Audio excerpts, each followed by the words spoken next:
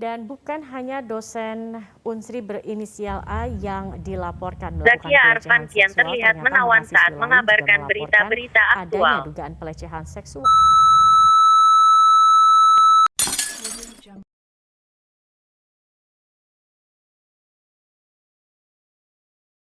Dan bukan hanya dosen Unsri berinisial A yang dilaporkan melakukan pelecehan seksual, ternyata mahasiswi lain juga melaporkan adanya dugaan pelecehan seksual oleh oknum dosen Unsri lainnya. Dan sudah bergabung bersama kami Rektor Unsri, Anis Sagaf. Selamat sore, Pak Anis. Selamat sore, Mbak Zakia. Baik, Pak Anis, oknum dosen Unsri yang berinisial A ini dilaporkan melakukan pelecehan seksual kepada mahasiswinya dan kini sudah masuk dalam ranah penyidikan. Apa kebijakan kampus terhadap dosen tersebut?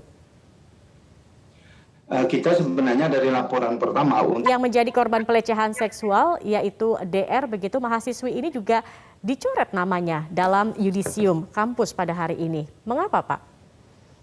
Ya, Pak. Ada dugaan pelecehan seksual yang dilakukan oleh dosen lainnya, begitu. Nah, ini bagaimana kemudian dari pihak kampus untuk mendalami adanya laporan ini dan bagaimana Pak sebenarnya langkah Anda juga sebagai rektor untuk menciptakan kampus Universitas Sriwijaya ini dengan suasana yang aman dan nyaman bagi para mahasiswa atau mahasiswinya dari kasus-kasus pelecehan seksual seperti ini, Pak? Ya, maksudnya tentunya kami akan terus tunggu bagaimana perkembangan dari kasus ini. Terima kasih Pak Anis Sagaf, Rektor Universitas Sriwijaya sudah bergabung bersama kami di Metro hari ini.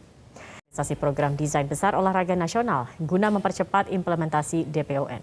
Bahkan sosialisasi telah dilakukan di 6 kota dari 10 kota yang masuk agenda Kemenpora. Dan berikut kita simak wawancara reporter Sandi Firdaus dan juru kamera Dirham Syah Maulana dengan Menpora Zainuddin Amali terkait sosialisasi DBON #cetakjuara. Jakarta milik PT Mayasari Bakti rusak parah usai menabrak separator busway di jalur busway menuju halte Polda Metro Jaya Tanah Abang, Jakarta Pusat pada Jumat siang. Diduga kecelakaan disebabkan jatuhnya sebuah botol air mineral ke atas pedal gas yang membuat sang pengemudi kehilangan kendali. Kecelakaan lalu lintas yang terjadi pada bus Transjakarta dalam 3 hari berturut-turut tidak ada korban jiwa namun sejumlah orang mengalami luka-luka. Sementara itu anak ke-8 Ibu Rodiah, Dian, menyebut dirinya dan ibunya sering diteror oleh kakak tertuanya. Sang kakak tidak hentinya meminta sertifikat tanah seluas 9.000 meter persegi yang kini masih atas nama Ibu Rodiah. Informasi lain pemirsa, Polres Metro Bekasi mengklarifikasi informasi mengenai seorang ibu berusia 72 tahun yang disebut menggelapkan sertifikat tanah. Ibu yang bernama Rodiah mendatangi Mapolres untuk meminta kejelasan atas tuduhan penggelapan surat tanah.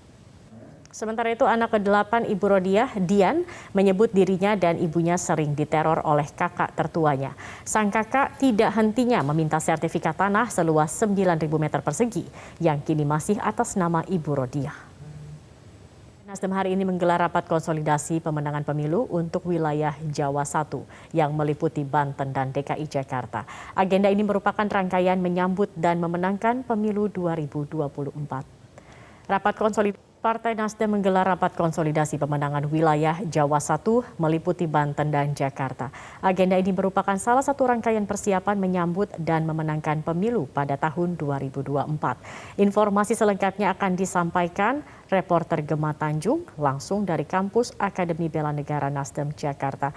Gema, apa saja rapat konsolidasi hari ini? Ya, selamat sore Zakia dan juga yang disampaikan dalam rapat konsolidasi ini.